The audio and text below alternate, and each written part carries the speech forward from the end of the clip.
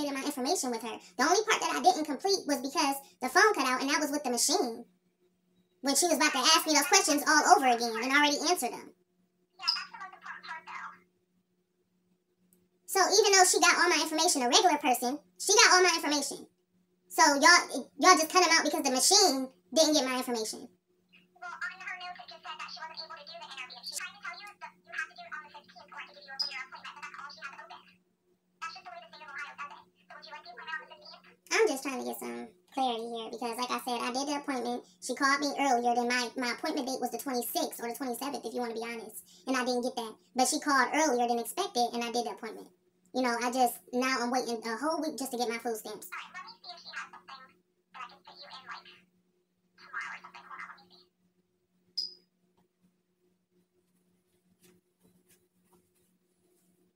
Would you be available tomorrow between 1:30 and 3? Yes. Okay, I'm going to give you that. I'm going to make a slot for you. All right, she's going to call you tomorrow between 1:30 and 3, okay? Okay, thank you.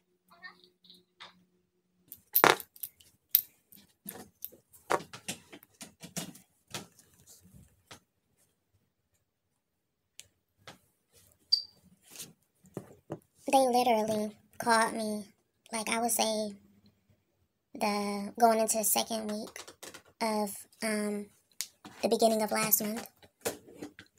I had just got their letter. Like I said, it was like the second week, probably the 6th or something. They called me for my interview. And this was like right after, the day after I received the letter that said it was to call me on the 26th or 27th. Like, I'm really, really confused. I'm like, what the heck? Why is they calling me? So yeah, they called me. And, how's my freaking water? It's empty. Yeah, it's empty. Can you get my water out the refrigerator? They called me. Go get my water out the refrigerator.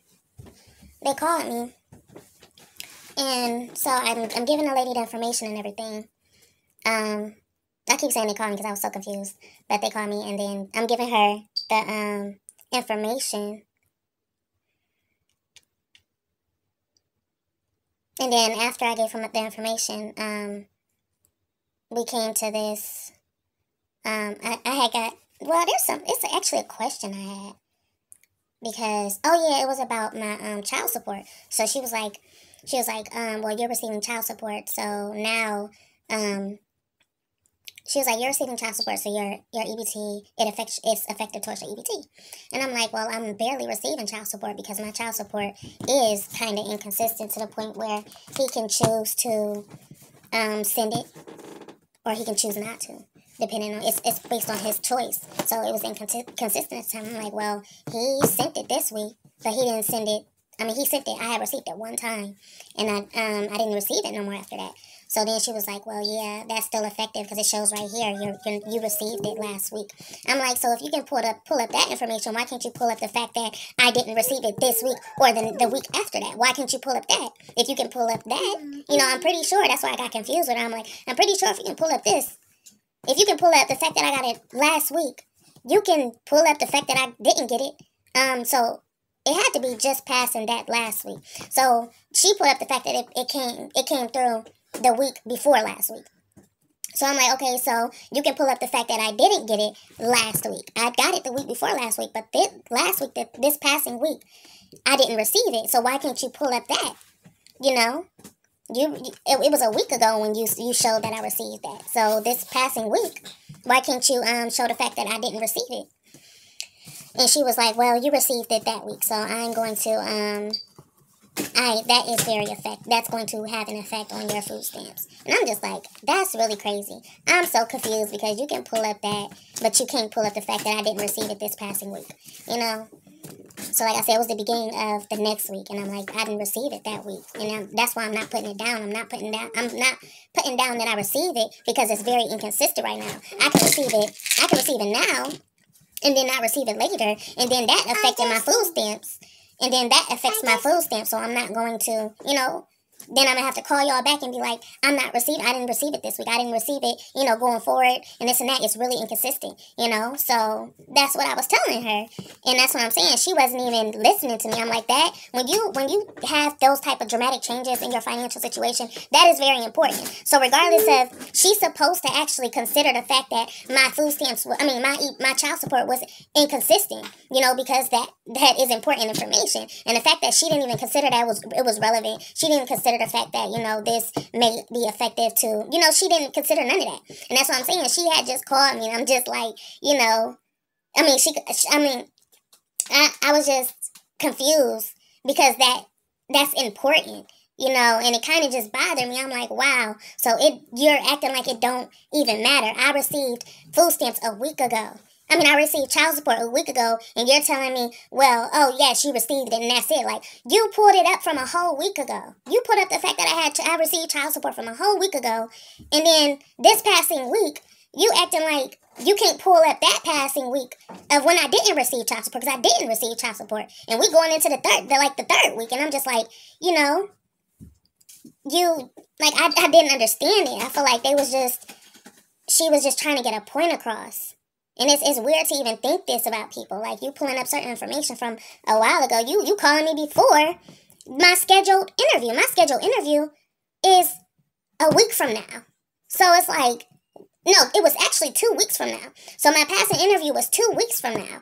I'm like, why is you calling me? Y'all usually, the date on the letter that you receive for EBT, food stamps, is, that's when the date that you receive for your interview for food stamps, your recertification, that date, usually they don't call you before, they don't call you after, it's specifically on that date. And that's when she called me 2 weeks from that date, because I remember looking, I'm like, dang, I gotta wait 2 weeks, like 2 weeks and a half, because it was far off. I'm like, I gotta wait 2 weeks until my freaking interview. But I wrote it down on calendar, and I'm just like, I didn't say dang, but I'm just like, that's a long time to remember. So I went ahead and wrote it down. I'm like, all right, cool. At least I remember that way.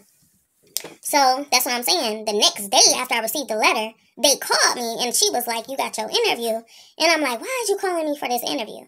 I was so confused. I'm like, why? The letter said it was a couple weeks from now. Why are you calling me now? And that's what I'm saying. I got really, really confused, and I'm just like, wow. It was just crazy, because I'm just like, that lady, it's just like, I don't know. So yeah, that's what I was going through, and then that's when they just called me. Well, I just called them because I didn't, and then that's when, like I said, the machine started messing up. We had lost connection or something. I don't know how we lost connection, but the freaking machine, right after I got off the phone with her, you know how they put you through the machine, and you basically say, it's like your electronic signature with the machine. And I'm like, they started asking me the same exact questions that she just went through with me.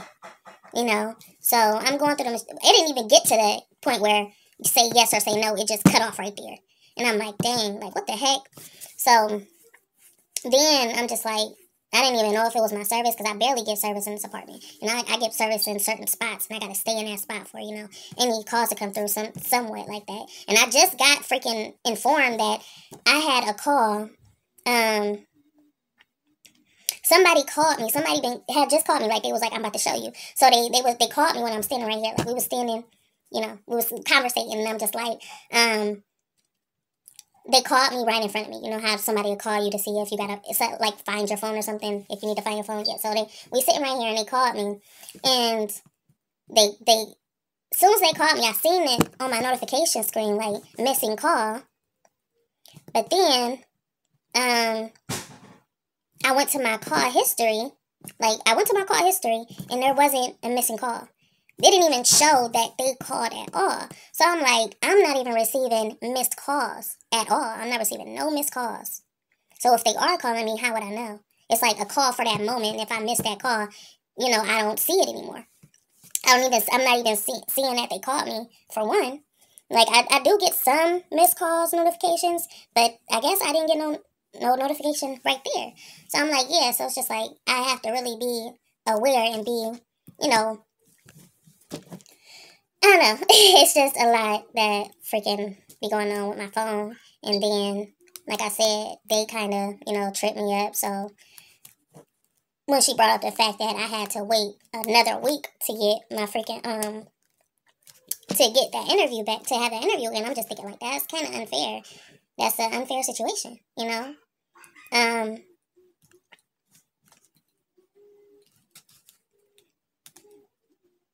So then, like, so when I missed the EBT, when I missed that interview, I kind of brushed it off like it wouldn't affect me, and now I'm in this position where it actually did affect me, and I'm not receiving it.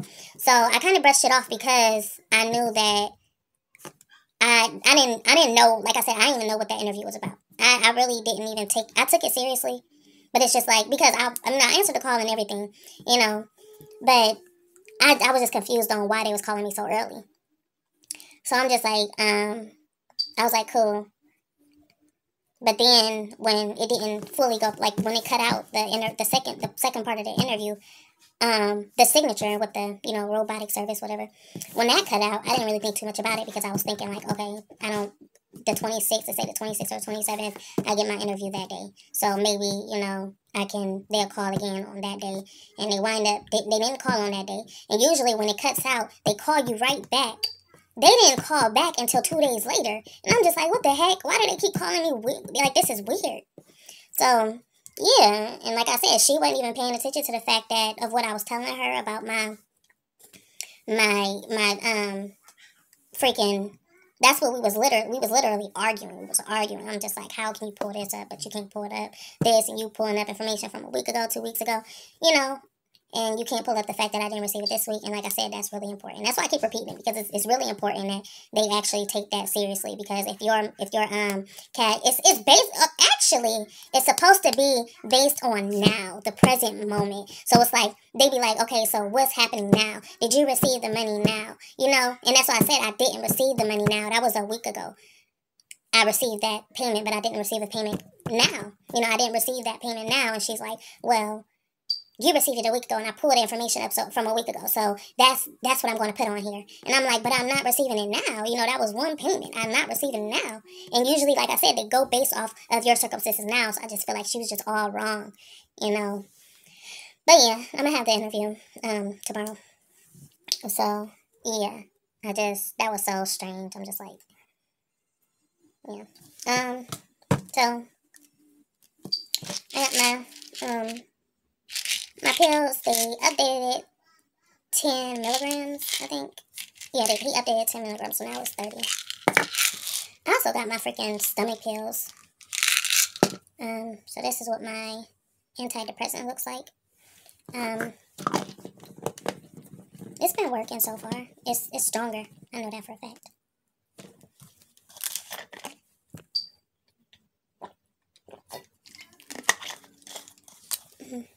Okay, so I'm gonna, and these are what my acid reflex pills look like. Y'all can see that. So those are my acid reflux pills. I took 2 so far. Because it's like every time I throw up. So if I throw up food, any type of food, you know, I keep throwing up and keep throwing up. Like, I hurry up and take that, because when I feel it in my stomach that I'm about to throw up, I just take it. You know, I'm supposed to take it, like, I guess when I start seeing an acid reflux. But I know me to the point where, you know, I'm going to have to, when I want some food to stay down and I know I already been throwing up previously, I go ahead and just take the pills before it even comes up, or get a chance to try to come up out of my stomach. Especially if it's a food I like. If it's a food that I like, or something I just made, and it's hitting, and I'm like, you ain't coming up. You ain't coming up.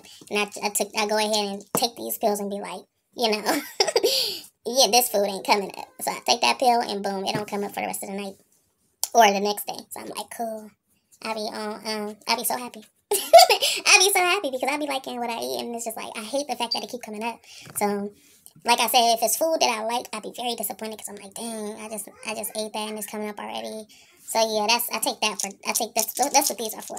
You know, when I feel it, it's really when I'm about to feel. You know, I feel like kind of nauseous in a way, like it's about to come up. That's when I go ahead. No, okay, so it's kind of before that, because I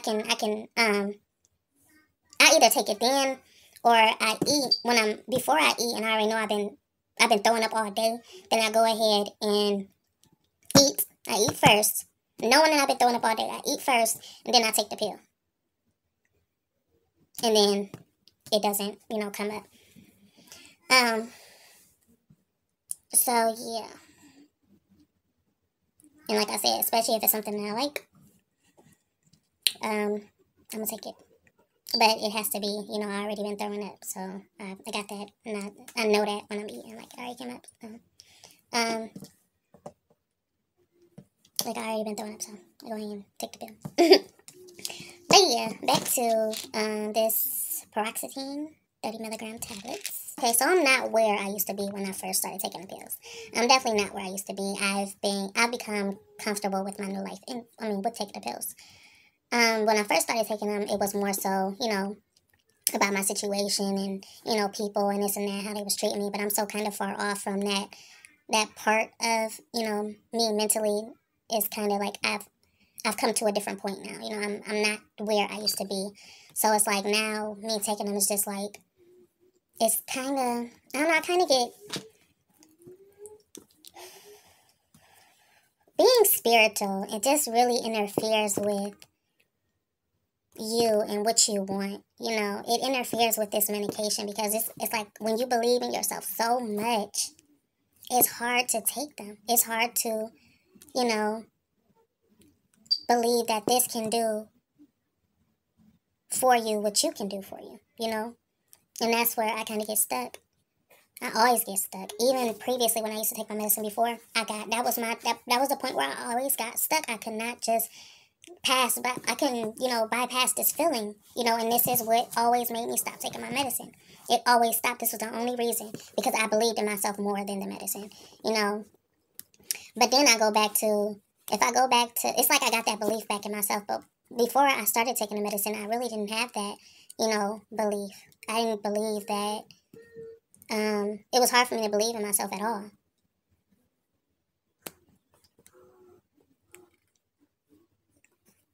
Like, I did believe in myself. It was a little bit there, because I had no other choice.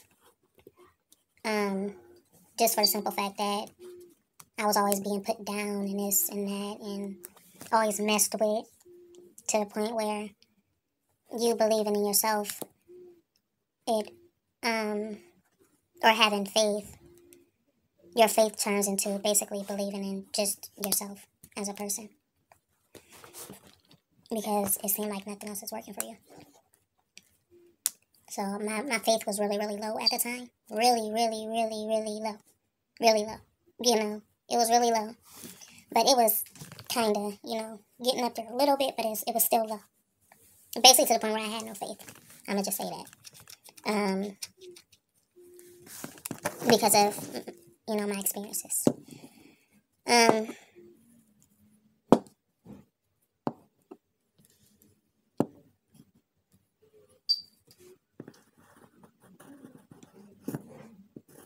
Dang, did I have faith or didn't I have faith? I forgot. I think I was working on building that relationship. I was working on building my relationship with God. I was working on it. But at the same time, it's just like, how can you... It's like believing in God, but not believing in you. That's kind of where it was. Believing in God, but not believing in you. Not believing in yourself to the point where...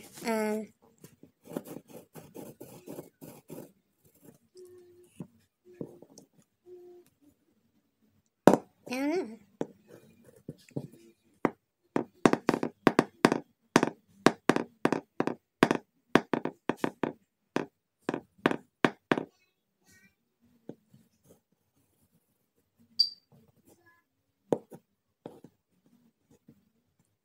I put my medicine working. That's probably why I really don't remember right now. It's just, I feel it, like really. Really feel it. But yeah.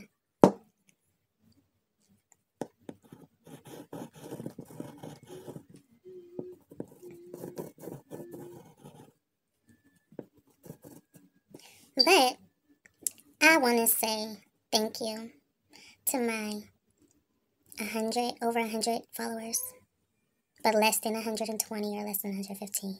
I don't want to say the exact number, because that number is always, you know, I lose 3, I gain 3 more, I lose 3, or, that number is inconsistent. So I can say the number right now, and then I go and check, and boom, it's like 2 subscribers I lost. I'm like, dang, well, I just said thank you.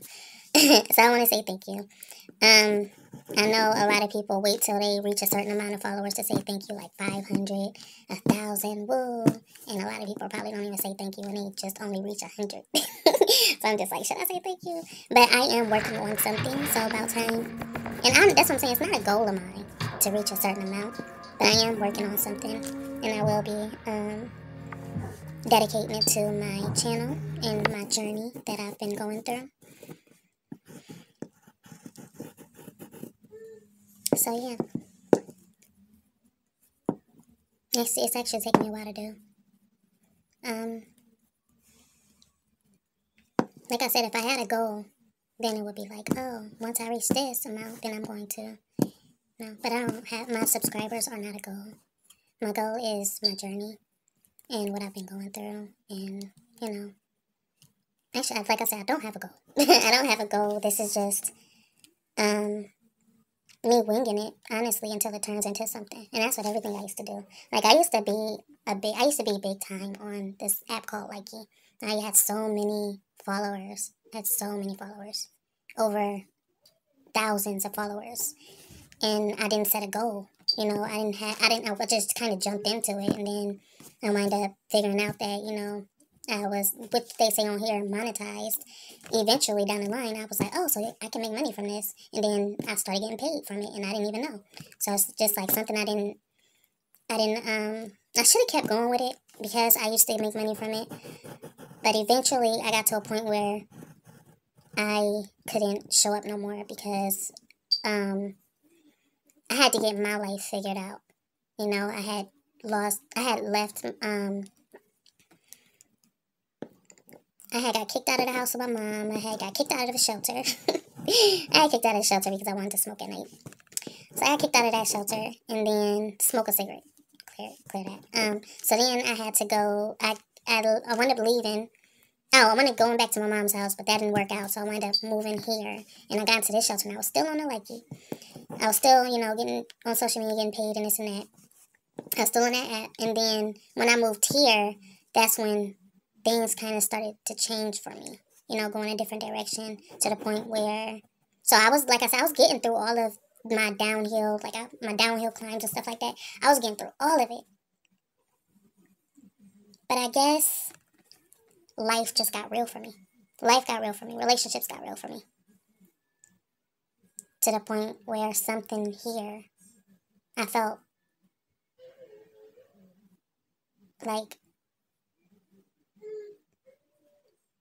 I wanted to. I guess it's kind of like something drawing you away. Because I don't know. It's just, I felt like I needed a new start. I don't know. It just happened, I guess. For one, I think I got banned. That's what it was. I got banned off of the app because a friend of mine that I had just met here walked past my screen with his shirt off. And that banned me for, I think, a couple months. I was banned. No, I was banned for 3 months or something like that. So in the midst of me being banned, I just never picked it back up. And by the time I went back to pick it back up, it's just like, oh, I don't even know my password. I don't know my information, And then I started looking. Like, I did get into there. Like, I figured out my information. I got in. But then it's just like, by the time you want to go back, everything has changed. It's like, do I really want to go back to this? Do I really want to go back to that? Because it's not what I used. It's not what it was. How time changed, people change. So does social media platforms. The same people that used to be there isn't there no more. All the people that you was coming up with and having fun with isn't there no more. And it was to that point where those people, they wasn't there no more. And I was searching. I'm just looking for all the people that used to be there when I was there, and it was all gone. It was like, it's all kids, teenagers, and it's not really my age bracket anymore. It was more so my age bracket, and it's not my age bracket anymore. It's more so little kids. And I was thinking about that when I first got it, though.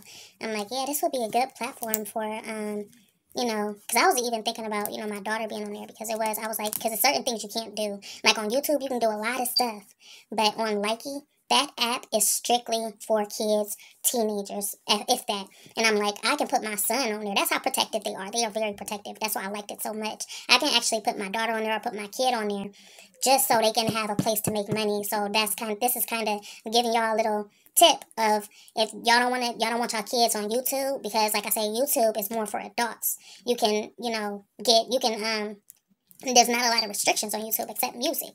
But body wise, if y'all want to take, y'all don't. It's body wise. It's not for kids because you can reveal, a lot. But on Likey, it's very demanding. It's like going to school. That's what Likey. It's kind of like a school platform for kids.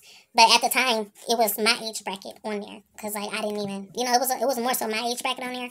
But the more we was there, the more we kind of realized that's why they started leaving and going elsewhere, because we started realizing we were limited. We was more limited than a lot of other people, or a lot of other apps. But it's the fact that we can make a lot of money on here that just kept us there. So yeah, so I'm just like, okay, so if you got a kid, send your kid to this app. Send your kids to that app, because it's very restrictive. You can't do anything. Like I said, I got banned for 3 months just because a guy walked past my screen with his shirt off. It's just like that. So yeah, I would send that your kids to Likey. Just like, if they want to make some money, something like you would do chores. Back then we used to do all this stuff for chores, and we would get, a allowance for chores and stuff like that. Something like that. Like if you want to get this, or they want to go out and buy stuff because they're too young to have jobs. That's the only thing. They're too young to have jobs. So since they're too young to have jobs, I would advise to put them on the Likey platform instead of any other platform. Like I said, TikTok and stuff like that, they really don't have those type of restrictions. But Likey, I will start them off there under the age of 18, because they can actually make money for their videos and stuff like that. Something like this, but it's different. It's like a version for youth. I think that you gotta have at least 1,000. I don't even think it's 1,000 followers to get started with being to making money. I forget what it was though. But yeah, they give you this card. You get your card in the mail. You can even get it transferred to your bank, and it's really easy to start making money on here. But like I said, I didn't do it for that reason. I didn't care about the money. I didn't care about that. I kind of just did it because I was curious. That's the reason why I did, because I was curious. I never actually, I used to go live on Facebook. I guess that's what gave me the courage to start doing it. So then eventually, I was just like, I can see myself doing this. Just talking on there, and just, I did it for relationships wise, for people to, for people to see me that never seen me before, see my life, see the world. And that's how I did it. Like, it's like a virtual thing that you just, you're showing everybody who you are, and you're, meeting people that's just not local. You're meeting different people, different places, and you're just, it kind of started building that courage for me to go live. And like my videos that I was making gave me the courage to go live and stuff like that. But yeah, I didn't do it for the money. I didn't even know. That's what I'm saying. Later on, I kind of figured this out, and I don't even know about it. I'm like, wow, you can actually do this for money? What? And that's the people tell us about it. So then, eventually, I started making money from it, and I was making like, I would say 150 a month. But the longer you're on there, the more you start making. And I'm pretty sure it was monthly. And my biggest check that I got was, I think, 500 in 3 months. That was my biggest amount of money that I made. I think so. So yeah, that's my experience. That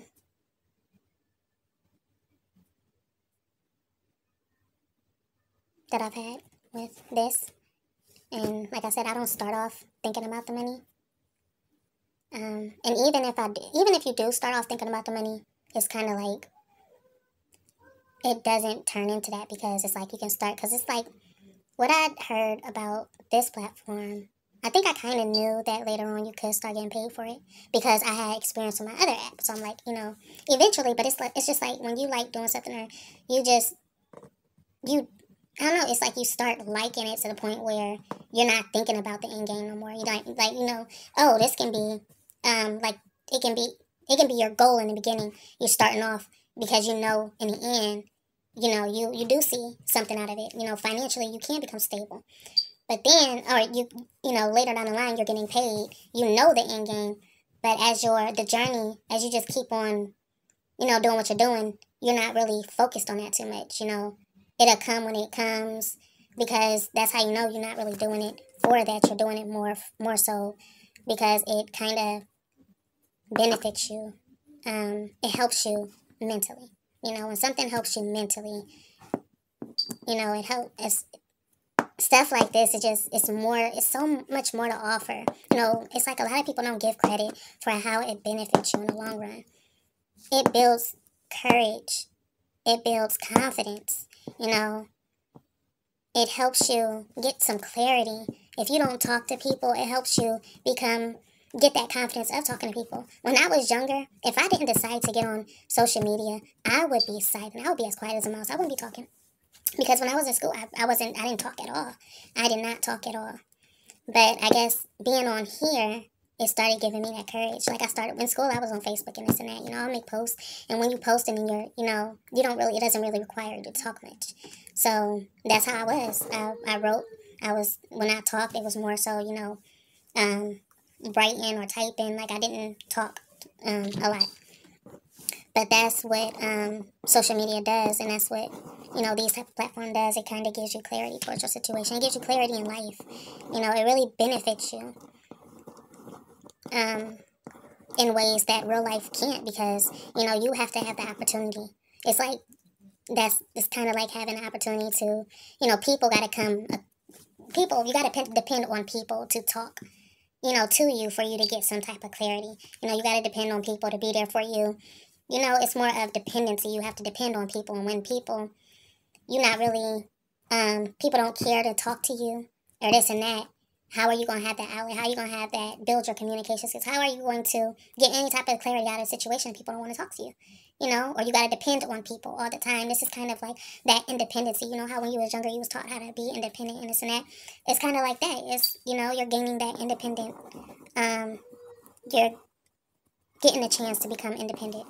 I guess, I don't know, independent from depending on people to talk to you, but more so on here it's more about, I guess, listening to you, you know?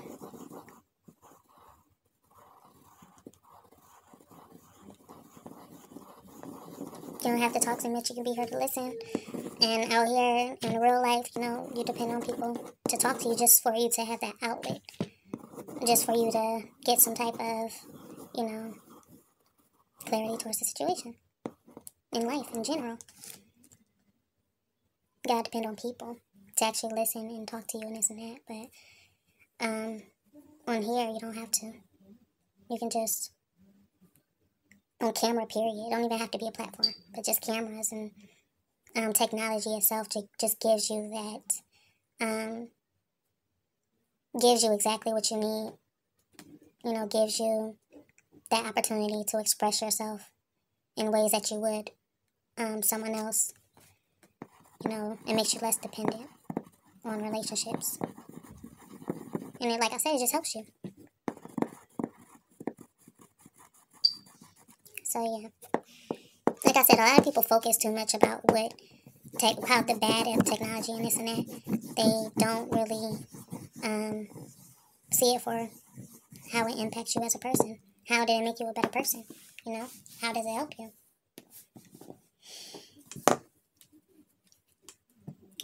In the long run and stuff like that.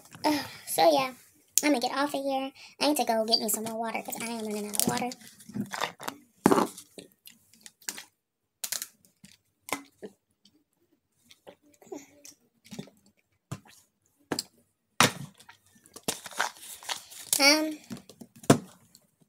So yeah, it's a lot of, life can get real to the point where you don't show up. That's what I guess that's what I want to say. Because a lot of points that I made that I didn't get across. There's a lot of stuff that happened.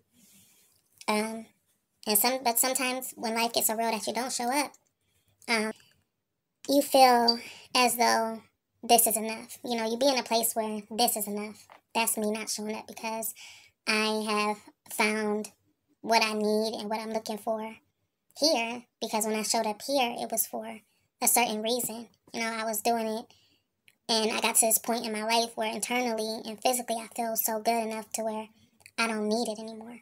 So that's where you get to that point where, it is what it is. That's why I'm not showing up anymore, because what I was looking for here, I found it here.